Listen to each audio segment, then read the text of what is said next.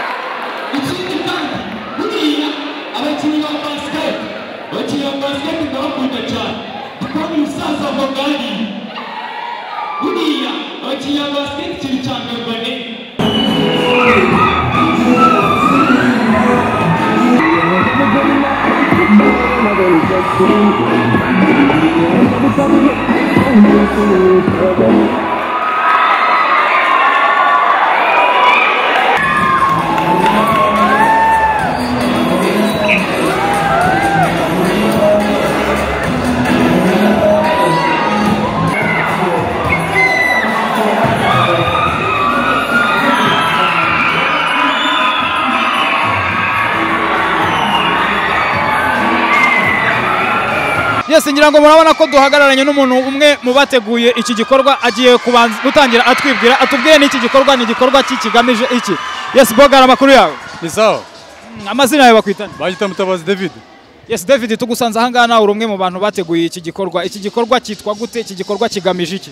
Iyi ngiyi ni Young Life Festival yabereye muri CD Kigali. So tugira festival zitandukanye ariko twahisemo kuyishyira hano muri CD Kigali kugira ngo tubashe kugira ngo tugere ku bana cyane kubera ko dufitemo club hanga ya Young Life. Yes, mufitemo club hanga ya Young Life. Young Life ni club ifasha iki? Ni club igamije iki? Biteguye bite? So Young Life ni umuryango w'urubyiruko, it's like a ministry. Ni ministry y'urubyiruko ariko target yacu no kugeza ku bana kugeza abana kuri Yesu Kristo. So dukoresha talents zitandukanye z'abana, yaba ari gukina umupira, yaba ari kubyina, kuririmba nk'uko mubibona hano. So tukagerageza gukoresha tara zabo kugira ngo tubashe kubigisha ijambo ry'Imana kandi tubageza kugira ngo bazacyuzinge cyangwa se bazahitemo insengero bumva bo bashaka gusengeramo, ariko twebwe target yacu no kubageza kuri Yesu Kristo. Yes, aho twabereye aha ngaha iki gikorwa gitangira ntabwo twigeze tubona abantu bigisha ijambo ry'Imana, nta nubwo twigeze tubona umupasiteri, no mu magambo ba MC bavuze ntabwo twigeze twumvamo ijambo ry'Imana. Ibi bintu mubihuza gute n'ijambo ry'Imana kandi n'indirimbo abana babyina ntaho ziba zihuriye n'ijambo ry'Imana? So no kuvuga ngo ubu ngubu rero ijambo ry'Imana message tubyita message, gutanga message nibyo bye bigiye gukurikiraho nyuma y'ibi ngibi mubona bigiye kuba. So hari umuntu wibuze gutanga message yigisha ijambo ry'Imana. So niyo mpamvu ubu ngubu turabanza dukoresha talent abana bakishima, so noneho hakaza gutambuka message. Hanyuma biragaragara ko ni competition, kandi competition zose ziba hagomba kuvamo wa mbere n'uwa kabiri n'uwa gatatu n'uwa nyuma. Umwana ubaye uwa mbere cyangwa se mu bihembo muteganya muhemba gute? Mu judginga muhereye kuki abana batsinze mu bahemba gute?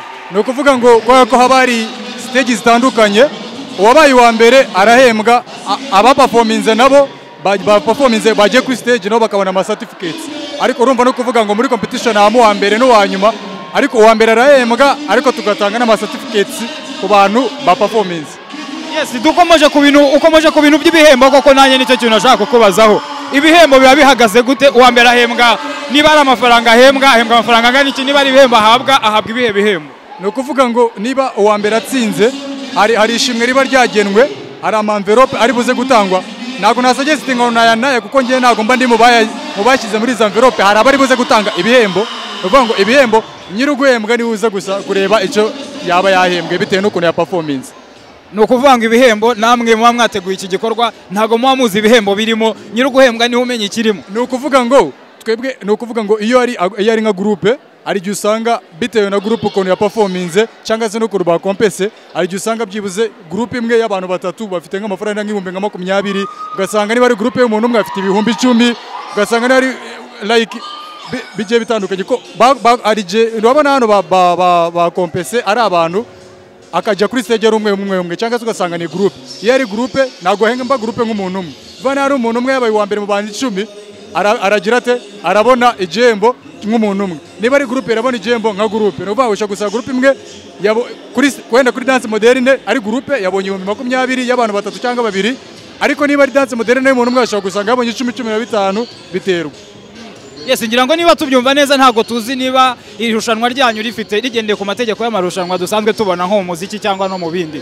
Niba dufata urugero wenda nko kwirushanwa rya Guma Guma, niba bavuga ngo uwa mbere agomba kubona $24,000, niba Urban Boys ari itwaye igikombe ibona $24,000, niba Bruce Melody ari utwaye igikombe abona the same amount za $24,000. Mwebwe kubera iki mushobora kuvuga ngo niba ari umuntu ubaye uwa mbere ari umwe arafata makeya kurenza yo groupe yakagombye gufata, mugendera ku kimwe? Ni ukuvuga ngo ahangaha ni talent z'abana, urabona ni baza bagakompeta bagahemba. So nago Guma ni ku rundi rwego nanone twaza ifite ikindi kintu yihariye nayo. So twebwe rero ahangaha ko ni talent show dukora zigiye zitandukanye, no mu kwa 12 dufite ni talent show tugenda duhemba bitandukanye. Uvuga ngo hano niba umwana yatsinze ibihembo bimugenewe biba ari ibyo ko urabona ni competition ahangaha tuba twazanyemo kugira ngo n'abana bari muri no club ahangaha babone ko bari supported, hanyuma wenda natara zabo zizamuka.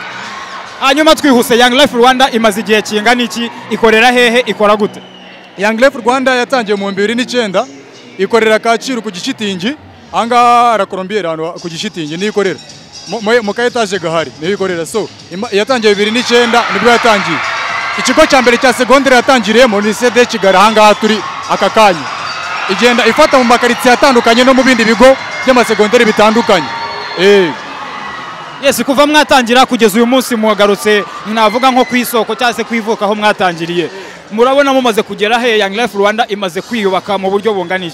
Young Life Rwanda imaze kwiyubaka mu buryo bunini cyane kubera yuko tumaze kugera mu high school mu masegonderi menshi, amasegonderi 38 dufite amaklabu ya Young Life ku rwego rw'igihugu, amaklabu 65.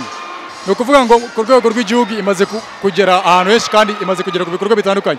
Dukora charite, tugira charite day, ibikorwa nyine byo gufasha, tukagira ibikorwa byo kwibuka, ari ku Gisozi tukajya kwibuka, tugira ibikorwa byinshi cyane. Hanyuma iki gikorwa cya Talent Festival kiba ngaruka kwezi, ngaruka mwaka, kiba mugitegura gute?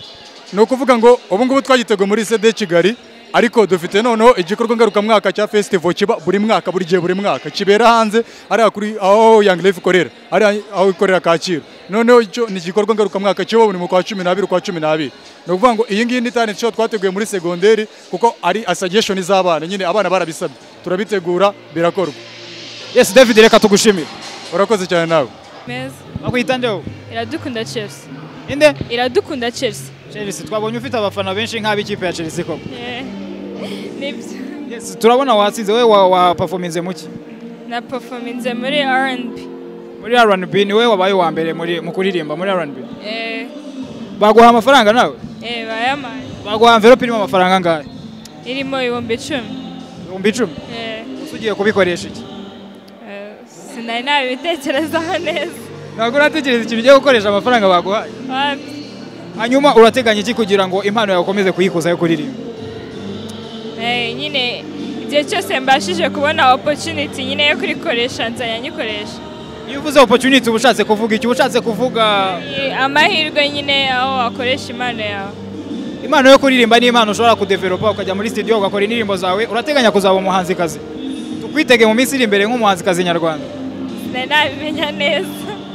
Sindabimenya. Yes, reka tugushimire Chelsea. Murakoze. Amakuru yawe? Amakuru ni meza. Wewe bakwita nde? Bahita Dushime Herve. Herve, wewe watsinze muki? Natsinze muri rapping. Muri rapping? Twabonye uri umuraperi mwiza, wahita uduha n'akapera kugira ngo abantu bakurikiye Family Vibes bahite babona ko Herve koko ari umupeto baje. Oya ubu ngubu nayimaze kubona aga certificate, ntago nayindi ready neza ako mukanya wenda. Oya ariko umuhanzi wese ahora ari tayari kuba yakubita akapera n'ibiki cyangwa freestyle? Ariko nyine mukanya muhite mundeba. Herve rero murabona ko atinye kuduha freestyle akapera ngo wapi? Indirimbo waririmbye ni yawe? Oya ntago ari yanjye, niyo ndi muhanzi w'umunyamerika. Ufite indirimbo yawe wowe? Jewe ndimo ndayandika, ndi muri procedures. No kuvuga uri murandika indirimbo yawe? Hanyuma wowe watsinze amafaranga baguhaye nangahe? Amafaranga bamaye ubundi bari 10,000, ako kubera nyine yuko twabaye abambere turi babiri twagabanye 5,500. Mwagabanye 5,500? Yego. Yes, amafaranga baguhaye ugiye kuyakoresha iki Herve? Amafaranga bamaye njyewe nyafite projet nyinshi, ngiye kuyongeraho ibyo mu gukora indirimbo kugira ngo n'ejo nzamenyekane. Yes, mu ndirimbo ukora n'ubundi ukora indirimbo za rap? Nkora indirimbo za rap ziri mu Cyongereza no mu Kinyarwanda. Hanyuma urateganya iki kugira ngo impano yawe ikomeze kuzamuka? Ndateganya kuzakomeza gukorana n'abantu basaba ubufasha kugira ngo ejo hazaza nanjye nzagira icyo nimarira mu muziki wanjye. Urakoze cyane Herve. Murakoze. Bakwita nde? Teta Sharon. Bakwita Sharon? Sharon, twabonye uzi kubyina cyane? Ninde wakubwiye kuzambaye umupira usa n'uwanjye? Ninjabyibwiye. Ese ko tubona utuje cyane kandi tukaba tubona ubyinana imbaraga, ibyo bintu byose ubihuza gute? Ntago ntuje. Wagize isoni se? Oya nta soni mfite. Yes, wowe watsinze mu biki Sharon? Modern dance. Modern dance. Wowe baguhaye amafaranga angahe? 10. 10,000? Urahita unjyana kantine rero? Nta kibazo. Yes, Sharon, reka tugushimire cyane tukubaza ese ubundi impano yawe urateganya gute kuyagura? Uko neganya kuyagura nuko nyine cyane ari nuko ahantu wenda hazaza haba ibitaramo njye kubyinayo ibintu nk'ibyo nyine nitoze cyane. Urateganya kuba wajya nko muri video clips z'abahanzi? Ntabyo neganya. urakoze cyane Sharon. Yes, yari Family Vibes, nge ndi Jay Mubera. Ahangaha twari turi ni mu kigo cya Lycée de Kigali, aho mwagiye mubona impano nyinshi zitandukanye, ndetse tukaba tumaze no kuganira n'abagiye batsinda, bagiye bafata ibihembo bitandukanye. Twavuga ngo Young Life twabashimira cyane kuko bari kugenda barushaho guteza impano z'abana b'Abanyarwanda imbere. Twavuga ngo bakomereza aho ngaho. Family Vibes irakomeje.